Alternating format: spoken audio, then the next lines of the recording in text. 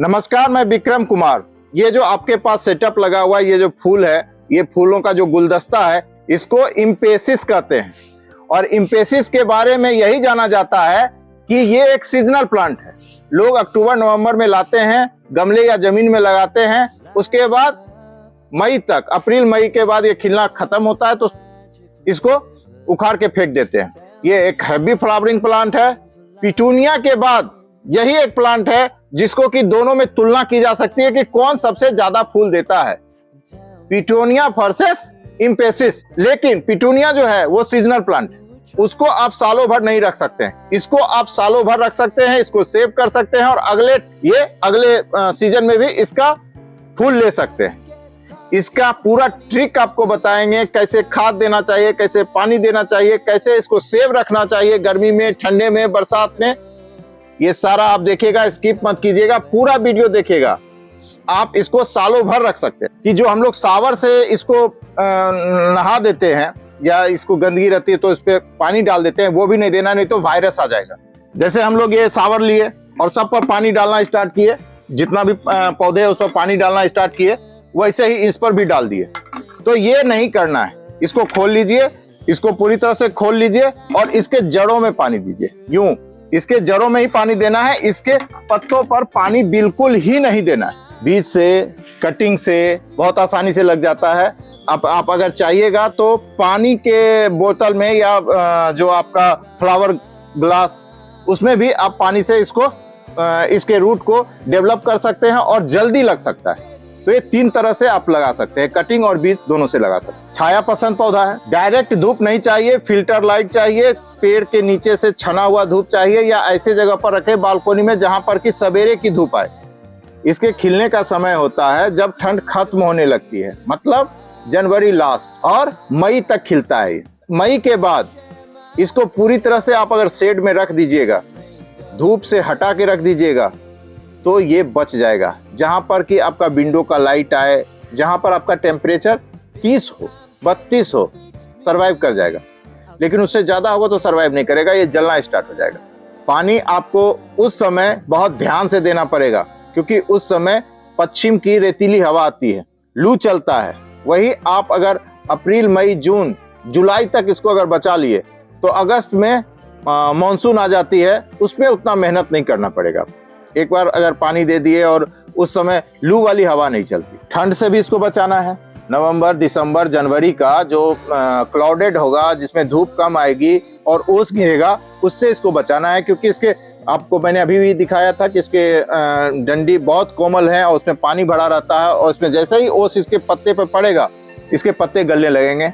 इसमें viral attack भी बहुत ज्यादा होता है, क्योंकि पानियों का अगर आपने ध्यान नहीं दिया तो वायरल अटैक हो जाएगा, या इसके ऊपर से आपने अगर कोई पानी से धो दिया तो भी वायरल अटैक हो जाएगा। नीम ऑयल से आप इसका स्प्रे कर दीजिएगा तो चलेगा, नहीं कीटनाशक। इसमें 100 से 200 फूल तक आते हैं, हैवी फ्लावरिंग है। इसको अगर आपने मई, जून, जुलाई, अगस्त तक इसको सेव कर लिया तो फिर आपको जाड़े के समय में अगर जहां धूप आती है वहां आप अगर रख दीजिएगा, नवंबर, दिसंबर, जनवरी, लेकिन शीत नहीं पड़ना चाहिए, तो ये पूरी तरह से साल भर सेव हो जाएगा और अगले साल ये फूल भी देना स्टार्ट कर देगा। खाद में आप इसको सुपर फॉस्फेट, एमपीके और पोटाश भी दे सकते हैं। एक बात का आपको ख्याल रखना है कि इसकी मिट्टी में जब भी आप ऐसा ही मिट्टी बनाए जिसमें कि नाइट्रोजन की मात्रा कम हो और फास्फोरस की मात्रा ज्यादा हो, ऐसा ही मिट्टी बनाना है। तो ये सब तत्व दीजिएगा तो ये सब बैलेंस कर देगा आपको। नीम की खल्ली देना एकदम निहायत जरूरी है, क्योंकि इसमें वायरल अटैक होता है, इसके जड़ों में भी वायरल अटैक होता है। तो इसलिए आप नीम की अगर खल्ली देते हैं, एक गमले में आप 5 चम्मच दे दीजिएगा। गमला अगर 12 इंच का है तो, अगर ऐसा ये 6-7 इंच का गमला है तो आपको 2 चम्मच देना है। इतना देने के बाद 15 दिन, 20 दिन के बाद आप 1 लीटर पानी में आप मात्र 10 ग्राम सरसों की खल्ली दे दीजिएगा। उसको 5 दिन छोड़ दीजिएगा और उसको 5 लीटर में घोल दीजिएगा, मतलब 4 लीटर पानी में उसको मिला के इसको 7-7, 8-8 दिन पर देते जाइएगा। ये खिलता रहेगा, कुछ नहीं करना है। ये आपका 10 इंच से 16 इंच तक का होता है। आप कहिएगा कि आपका क्यों नहीं हुआ? भैया मैंने 5-6 इंच के गमले में ही लगाया है, ये देखिए, ये 4 इंच भी ढंग से नहीं है। और दूसरी बात है कि हमने ये पौधा भी बहुत लेट लाया था। मैंने पौधा ही खरीदा था, नर्सरी में बहुत लेट आया था, अगर इसको हम लोग अक्टूबर में लगा देते तो ये अब तक ये गमला नहीं दिखता, लेकिन लेट लगाने के चलते ज़्यादा डेवलप नहीं हो पाया। अक्टूबर में आप लगाइए, बीज ले आइए, इसको लगाइए, जो इसका पिंचिंग है वो पिंचिंग करते रहिए, जैसे ही बढ़े उसको पिंचिंग करते रहिए तो ये पूरा बुशी हो जाएगा। और मैं कहता हूँ, मैं गारंटी देता हूँ कि जनवरी लास्ट में इसके पत्ते नहीं दिखेंगे, सिर्फ फूल दिखेंगे। तो ये 10 से 16 इंच तक का होता है, लेकिन कुछ हाइब्रिड भी वैरायटी आया है, वो 35 से 36 इंच तक बड़ा होता है। बीज से आप अगर ग्रो करते हैं तो 115 दिन के बाद ये खिलना स्टार्ट होगा। और एक और बात है, ये हैवी फ्लावरिंग होने के कारण कभी कभी जमीनों पर एक क्यारी बना लीजिए। जमीन में आप अगर 6-6 इंच पर आप लगाते हैं और जो भी आपकी चौड़ाई लंबाई है उस हिसाब से आप लगाते हैं तो वो एक गद्दे की तरह हो जाएगा। और हर कलर का लगाने के बाद एक प्रिंटेड गद्दा हो जाएगा, प्रिंटेड बिस्तर हो जाएगा। इसी के लिए इसको बिस्तर फ्लावर भी कहते हैं, बेड फ्लावर। अब आपको निष्कर्ष में यही है कि इस पौधे को आप साल भर रख सकते हैं। इसका हेड सूख जाए तो इसको पानी दे दीजिए। ये हैवी फ्लावरिंग प्लांट है। सिर्फ आपको कड़कड़ी ठंड और हार्ड धूप, मतलब जून जुलाई अगस्त का धूप से इसको बचाना है। छाए में रखिए और सालों भर फूल लीजिए।